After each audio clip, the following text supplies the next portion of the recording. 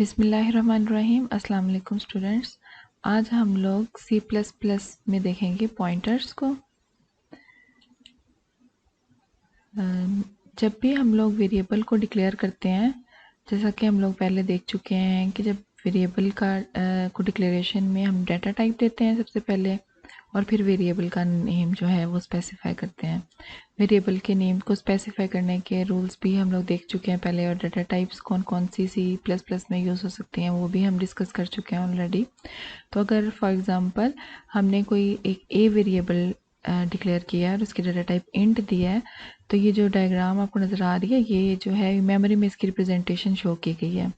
तो मेमोरी में 2 बाइट्स की स्पेस जो है रिजर्व हो जाएगी, जिसकी की डाटा टाइप इंटीजर होगी, और ए जो है उसका वेरिएबल नेम होगा, और जो वेरिएबल का एड्रेस होगा ये मेमोरी में जिस जगह पर जो जगह अवेलेबल होगी वहाँ पर वेरिएबल डिक्लेयर किया जाएगा।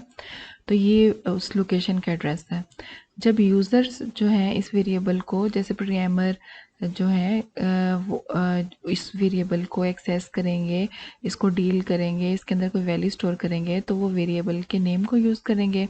लेकिन कंप्यूटर जब इस वेरिएबल को या इस लोकेशन को एक्सेस करेगा, वो वेरिएबल के एड्रेस को, जो मेमोरी का एड्रेस है उसको जो है वो यूज़ करेगा।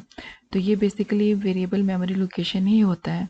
तो इसको जो है हम लोग इसका रेफरेंस बोलते हैं, जो इसका एड्रेस ऑपरेटर होता है। तो हर वेरिएबल जो मेमोरी में डिक्लेयर होता है वो उसका एक एड्रेस, मेमोरी एड्रेस ज़रूर होता है।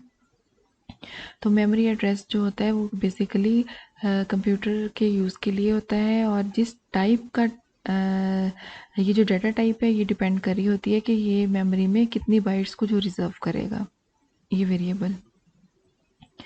एक एग्जांपल देख लेते हैं जिसके अंदर जो है हम लोग देख लेते हैं कि एक वेरिएबल 1 हमने डिक्लेयर किया इंटीजर टाइप का, और उसके अंदर हमने 20 जो है वैल्यू सेव करवाई।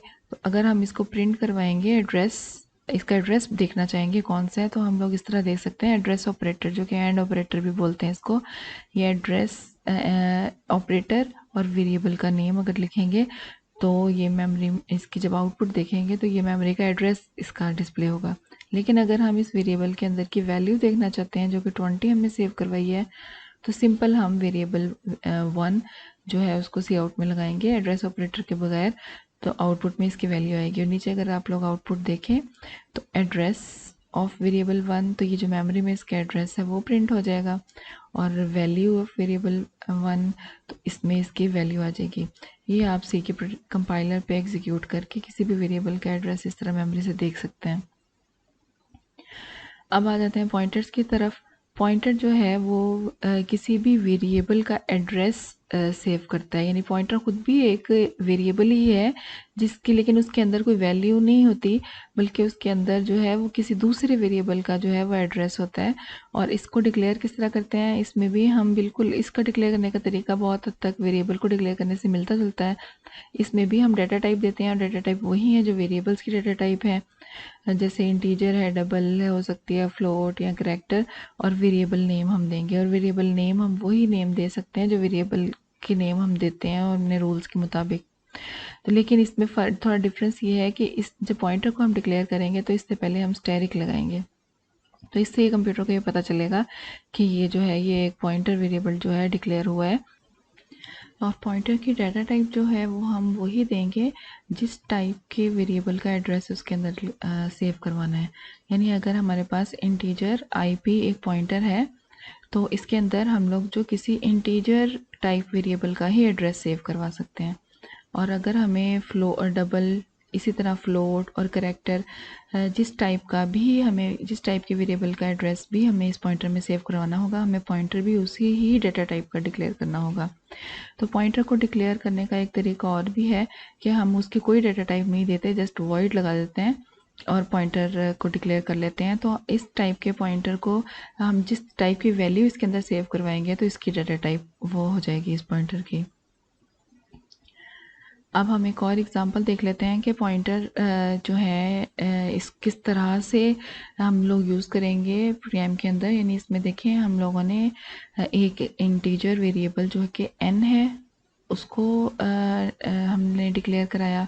इसके बाद हमने पॉइंटर टाइप वेरिएबल ptr उसका नाम रखा, उसको डिक्लेयर कराया। उसको डिक्लेयर कराने का तरीका यही है कि इसके पीछे स्टैटिक लगाते हैं और फिर हमने यूज़र से इनपुट ली कि एंटर वैल्यू, तो जो भी वैल्यू यूज़र एंटर करेगा वो हमने n में स्टोर करवा दी।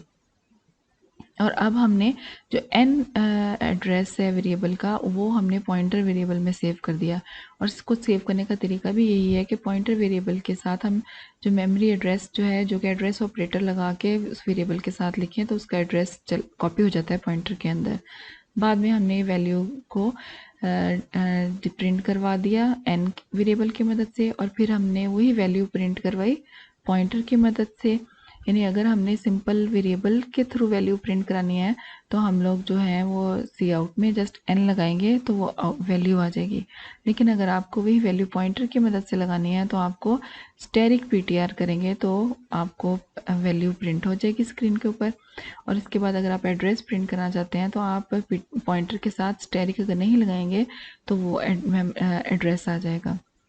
इसी तरह ये आउटपुट देखिए, एंटर वैल्यू आ गया क्योंकि यहाँ पर हमने सी आउट में एंटर वैल्यू लगाया था तो हमने एंटर कर दी 25 वैल्यू।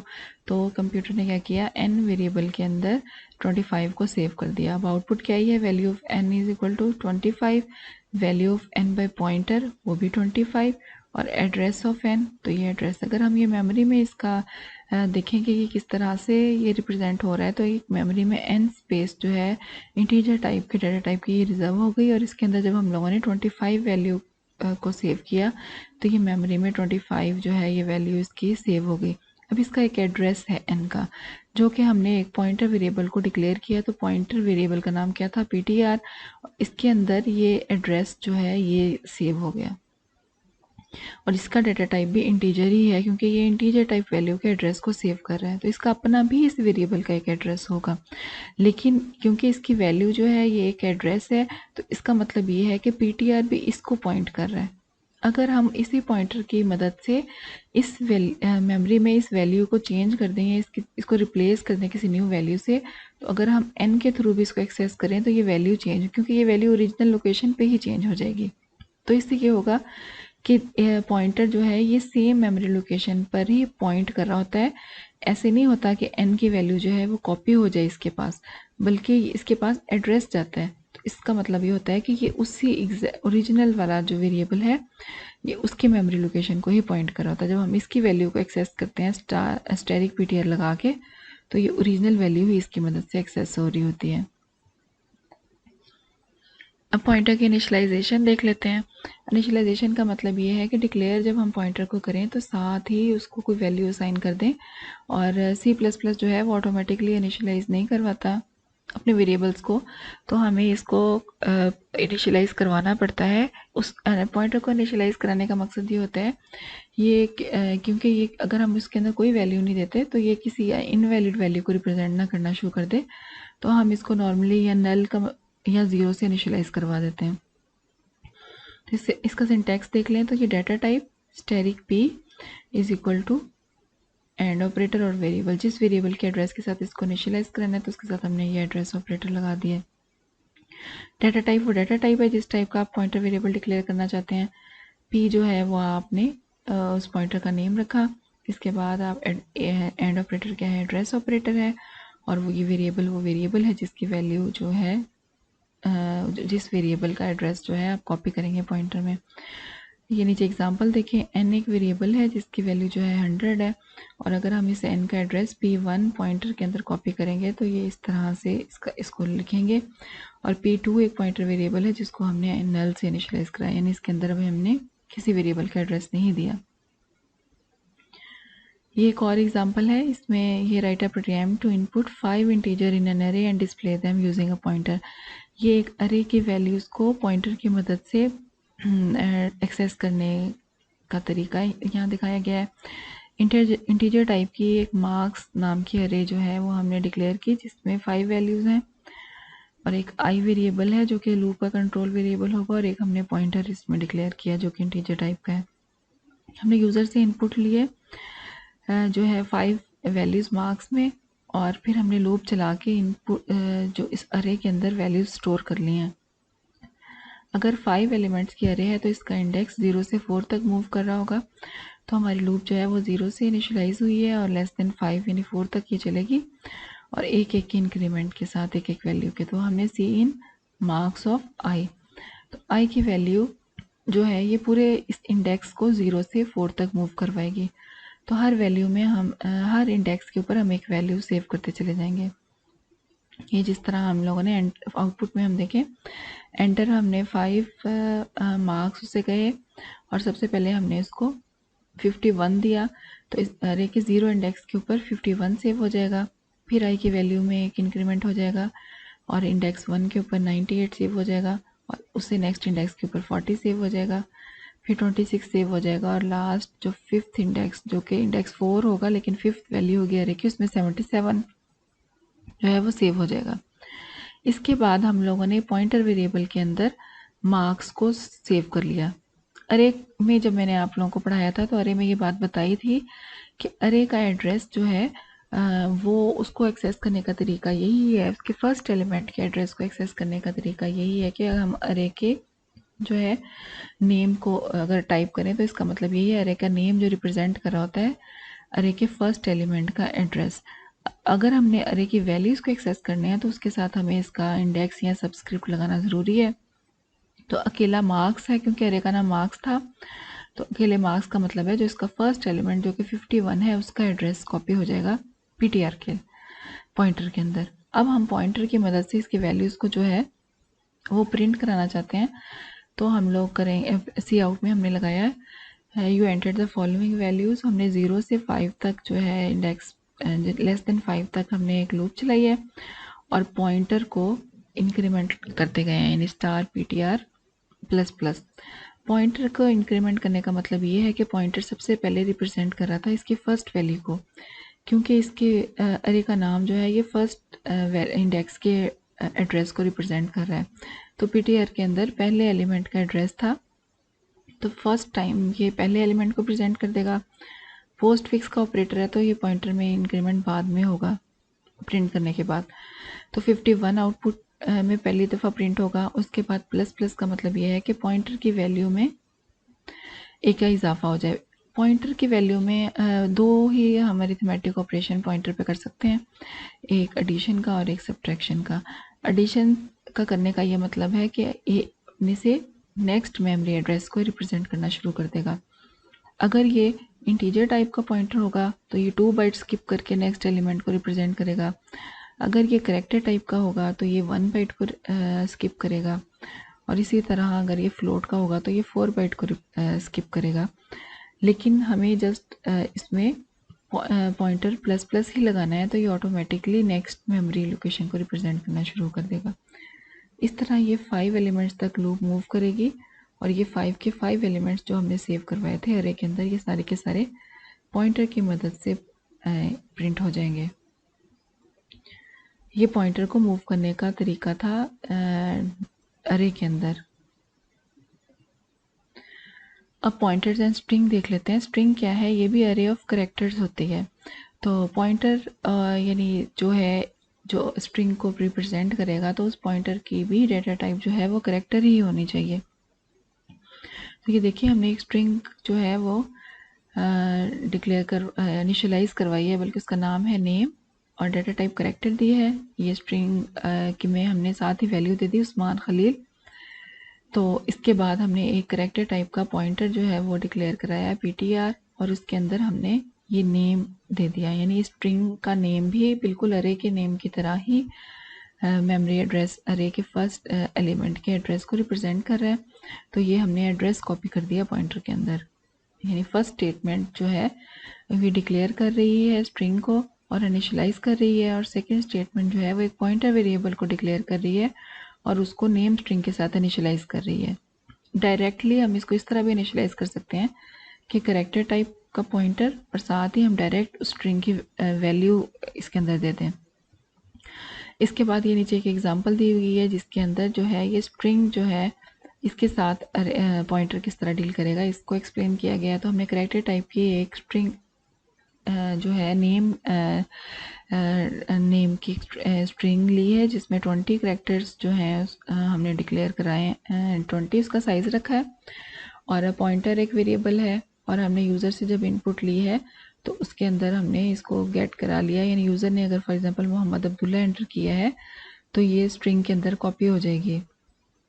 और इसके बाद हमने इसको ptr यानी एक पॉइंटर के साथ में इसका फर्स्ट एड्रेस कॉपी कर लिया है। इसके बाद जब हमने इसको प्रिंट कराया पॉइंटर की मदद से तो स्टारिक के बगैर जब हम ptr लिखेंगे तो ये स्ट्रिंग जो है वो प्रिंट हो जाएगी।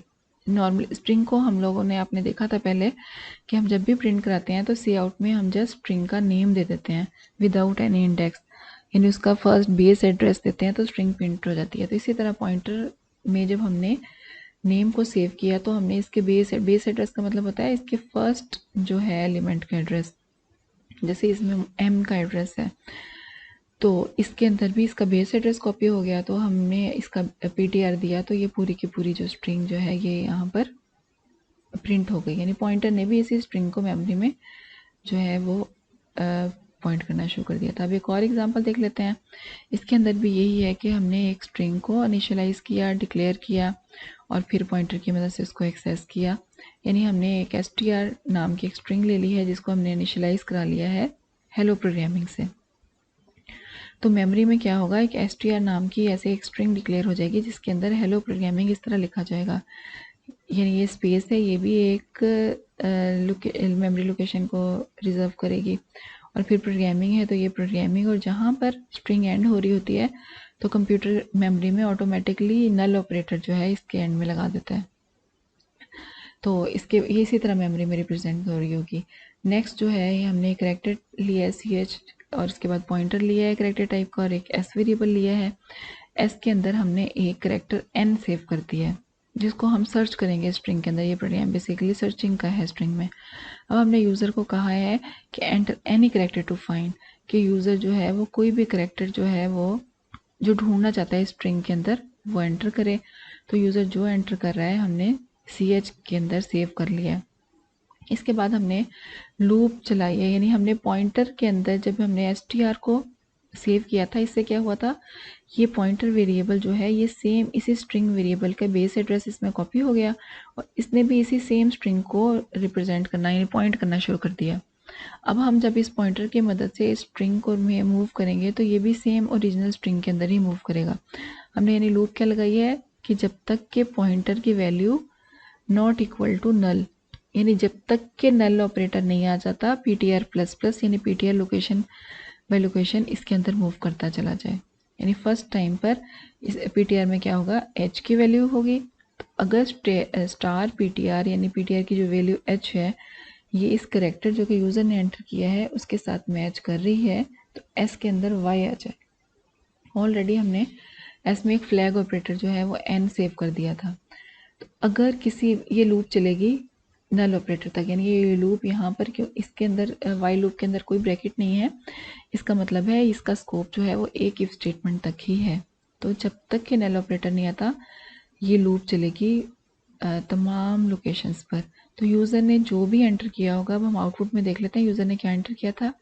यानी फॉर एग्जांपल अगर हमने एंटर एनी करेक्टर यूज़र ने p एंटर किया है तो ये p करेक्टर को इस पूरी स्ट्रिंग के अंदर मैच करेगी, यानी ptr को पहले मैच करेगी p के साथ जो इसकी फर्स्ट वैल्यू है, क्योंकि start first time h equal p है नहीं है तो ये फॉल्स होगी if condition, ptr plus plus ptr अगले को पॉइंट करना शुरू कर देगा।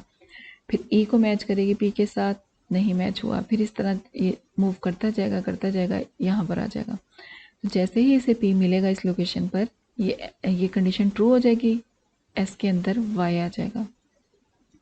इसके बाद फिर ये पूरी जो है नेक्स्ट को ये मूव करती चली जाएगी एंड तक नल तक। इसके बाद जैसे ही नल ऑपरेटर आ जाएगा ये लूप हो जाएगी फॉल्स और कंट्रोल आ जाएगा इसके स्कोप के बाहर जो कि एक अगली इफ स्ट्रक्चर है।